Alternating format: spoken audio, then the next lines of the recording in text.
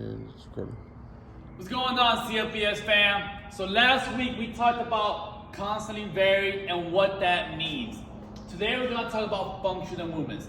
Now there are 6 ways in CrossFit that we characterize functional movements. First one being safe. All right, we want these movements to be safe. At the end of the day, we don't want you to be doing something that's going to put you in jeopardy.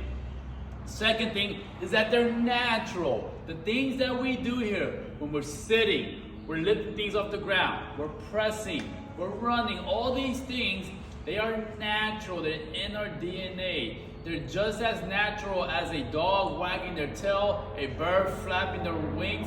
They don't need to be taught those things.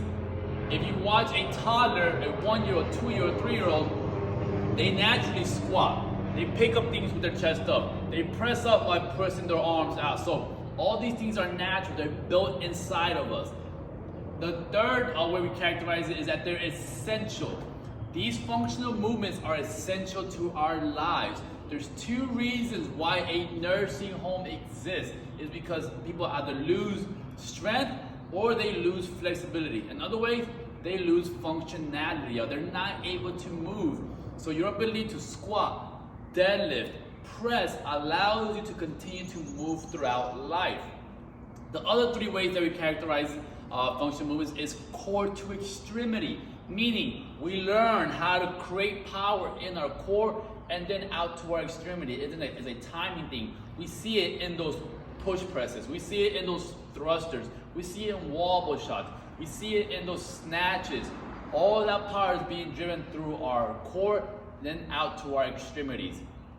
The 5th way we characterize functional movements is compound yet irreducible.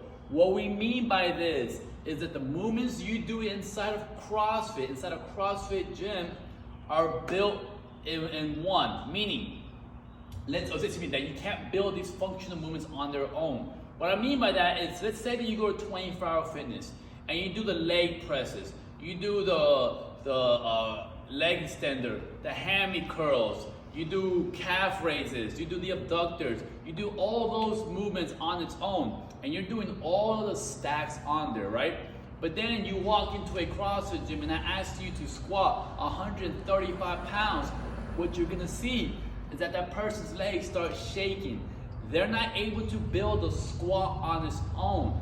On the flip side though, in a CrossFit gym, you can sit here and you can squat at full depth. You can then go to a 24-hour fitness and you can do all those movements on its own and get almost all those plates. The last way that we characterize functional movements is that they're a universal motor recruitment pattern, meaning essentially it's all working together, it's all working at one. When you're doing your squats, right, you're able to drive your knees out, stay back in your heels, keep your chest up, arms are up, right? It's all working together, your full body. So that's 6 ways that we characterize functional movements. Now there's one way that we ultimately define functional movements. That is your ability to move large loads, long distance, and done so quickly. We want you to be able to do that. And that's how we're able to move in a functional way and get the most out of your functional movements. So a pull-up, I'm moving large loads, long distance, and I'm doing it quickly. Versus a bicep curl is short distance, not that much load, and I'm doing it a little slower. I'm able to get more bang for my buck on the strict pull-up. That's what we mean by functional movements, y'all. Next week, we'll talk about high intensity.